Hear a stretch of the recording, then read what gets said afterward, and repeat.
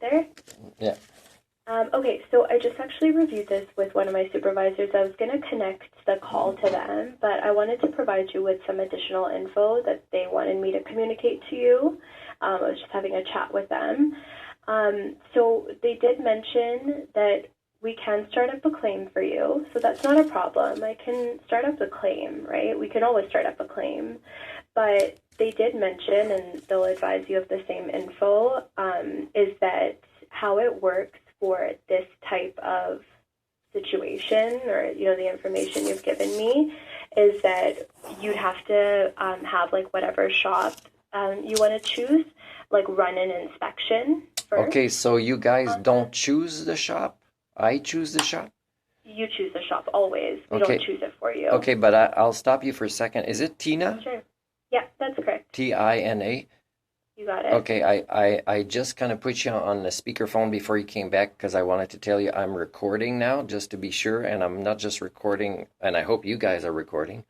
Yeah, always. Yeah, so I'm recording also for Canadian Tire purposes. Sure. I do a lot of vlogs, and if you dig deep in my file, you'll see I used to be a driving instructor, and I used to have a relationship with ICBC where they kind of know that I'm very good at advocating for myself. So it's very good that you came back with a different kind of answer. So I'm listening to you now, and I don't know if you will put the supervisor on the phone as well. Yeah, I mean, I'm just letting you know the information that they told me to tell you, which is that we can start up the claim, but there's no approval for the claim. There's essentially, you need to pay out of pocket for the inspection that's run at whatever body shop you choose or whatever shop you choose. And then once you have the report done, you have the inspection done, you've paid for it, then you would come forward to ICBC and we would confirm if it's claim related, right? But when you give me a claim number, then the lady here, because I brought the battery with me, she can at least take a couple of pictures because she needs to associate it to a claim number. So this is the beginning of progress, right? Because it's a heavy battery that I had in my backpack. So I'm quite happy I didn't bring it for nothing. Yeah, I mean, if you want to send over pictures, you absolutely can, but it won't really change anything with the claim. You need to actually have the shop do a full inspection that you pay for out of pocket. And then at that point, you would send us the results of that inspection, right? And we were discussing as well that the battery most of the time is not covered, especially that corrosion, right? But this is everything you're doing out of pocket. You're paying for out of pocket and then submitting your findings to ICBC. But I can give you a reference number, a claim number. That's not a problem. So Tina, for me, it's still helpful that you do the claim because when I contacted Canadian Tire by using the internet, because I don't have a SIM card to do a phone yesterday where I was camping, is they only answered the last question. They didn't give any kind of accountability. So, like, what do you want to do about this? I'm kind of asking. And they're just saying you can most certainly do a claim with ICBC, and that's the only limit of their email. And that was like a corporate kind of customer service. So now the lady here gave me the phone number for the Canadian Tire. So after talking to you, I'll try to talk to the manager. Because I do believe this would be more of an issue with Canadian Tire taking responsibility for this. But they might also kind of, move more when you guys realize that, yes, I didn't crash the vehicle when it happened, but it still could have. So I don't think ICBC should be totally excluded from this process. But I do understand it falls more under the accountability of Canadian Tire. Yeah, I wouldn't necessarily say it's accountability of Canadian Tire. I think they're just advising you, there's damage, you should call your insurance company. I totally get that.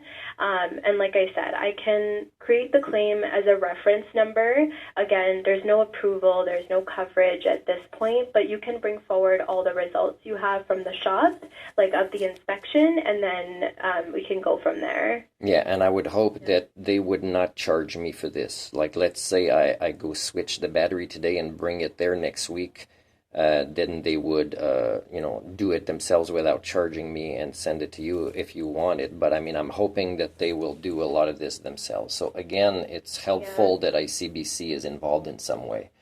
Yeah, that part I can't guarantee, right? Whatever their policies are for their inspections, but most of the time, from my knowledge, you would have to pay. But again, you can have that conversation with them. Yeah, I'm willing to give them a chance to be the first to repair it so I don't have to get a different shop to charge me fees just to look at it. So, okay, let's continue. Yep. What was the date and time that you discovered all of this damage?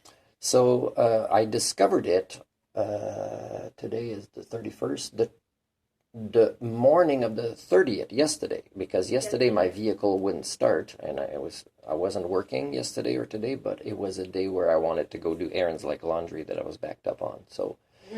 So that's when I discovered it. But the event, the battery blowing, is on the 16th, because that's the day I was coming back from the job interview of getting this job. So and I didn't know at the time it was the battery, because it was a new battery. I didn't think to like inspect it. It was a big noise, and there was liquid on that side under the hood and underneath. And I thought maybe I ran over something without noticing, like an oil container or something like that. So, but it's only yesterday when it wouldn't start. So about 2 weeks later, it finally, I guess, drained enough of the acid that I didn't know was leaking, because it's really cracked. Like the lady here can take some more pictures, and you could see, and it's not normal that it does that. For sure. So that was the 16th, right? The 16th was, yeah, and I actually have the receipt also of when it was exchanged at a Canadian Tire south of here on my way to Williams Lake. So I think it was like a week or two before. So it was a pretty new battery, and they told me they had charged it before, but I don't think it was fully charged. But they might have given me like a crappy defective one, because I was near the end of the warranty for that battery. So I don't know. Okay. Okay, well, I've made a note of that. So March 16th, and then it was in the morning time. I'll give you your reference number. The 16th was in the afternoon. My job interview was at 1:30, and it lasted about an hour. So it was mid or later afternoon when I was driving back, and that's when the event of the battery making that big noise that I didn't know was the battery until it wouldn't start yesterday, and I still didn't know. I was just inspecting wires and tightening everything up, and that's when I noticed it. So 1:32-ish on the 16th? No, I would say around 3. 3, okay. Yeah. Got it. So 3-ish is when you heard that, yeah. I guess, explosion of some sort, and then yesterday you realized that the motorhome wasn't starting. Yeah, I realized it was the battery when it wasn't starting that day, that had blown, that was the explanation of that liquid around it that I didn't know. Sure. Okay. So make a note of all of that, and then you can write down your reference number, your claim number in this case. Okay, you're ready to give it to me, is what you're saying? Okay, yeah. Go. Okay. So for now, you're just, again, there's not really anything we're doing with this claim. It's all going to be the inspection that you're going through, and then you can always reach out to us to let us know of the findings done by Canadian Tire or whatever other shop you choose.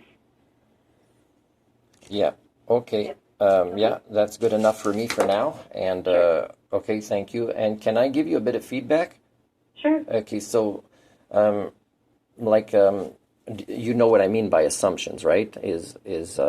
Like I installed the battery myself because I'm pretty poor, and I've been a minimalist for a while, and I'm quite okay with that, and I'm never going to be rich again. But like there was no shop that charged me, and if there was, like, how do I get there if I'm moving around on Territory Z looking for a community to offer my services to? So this is a job where I work with troubled youth and families, and it's pretty important, especially that they're short-staffed. So I want to be able to get to work tomorrow morning. So thank you for following up, because that official number at least shows that I'm doing my due diligence to find out how to solve this. Whether ICBC will be fully involved or not, it's still progress. But when you were speaking to me, and this is the important feedback, is I don't know if you would find this insulting or not, but for me, the way to describe it is kind of like a teenager from California, kind of the way of talking. You know what I mean? Like you had an expression that repeats in a lot of your sentences, and then at some point when you said, "I'll simplify it for you," like you're saying this to a guy with 3 post-secondary degrees, so it's kind of disrespectful. So that's a little bit of the feedback, but still, thank you for the improved service near the end, Tina. And whatever supervisor, I prepared to write the name, but maybe they're listening, or they'll just look at everything later, but I don't have their name. But it's nice that you kind of made an attempt to follow through with this. Thank you. For sure, no worries at all. Was there anything else that I can help with today? No, I don't think so. But the thing is, though, is, I don't use phones. Like, I borrowed one here. So for me, I want to be sure that there's an email that I can email for things. Yeah, I think we do have one on file here, which is... Use that if you want. But can you send an email and put the claim number so that even myself, like, let's say it gets fully resolved with Canadian Tire, then I will have the due diligence to tell you guys so that you can add it to the file, everything's been resolved to the customer's satisfaction. Because I do have pretty much all the insurance here, so, like, this is expensive. Mm-hmm. So, is that email okay then? And I can send you the claim number. I mean, I can give you a different one, but I mean, just go for this one because it's already there. So just send me an email and just say, confirmation claim number. And if you have any closure or follow-ups for us, it would be at this email. Okay, sure. That sounds good. I can send you the email with the claim number. Okay, thank you very much. Okay, no problem. Okay, have a good one. Bye-bye.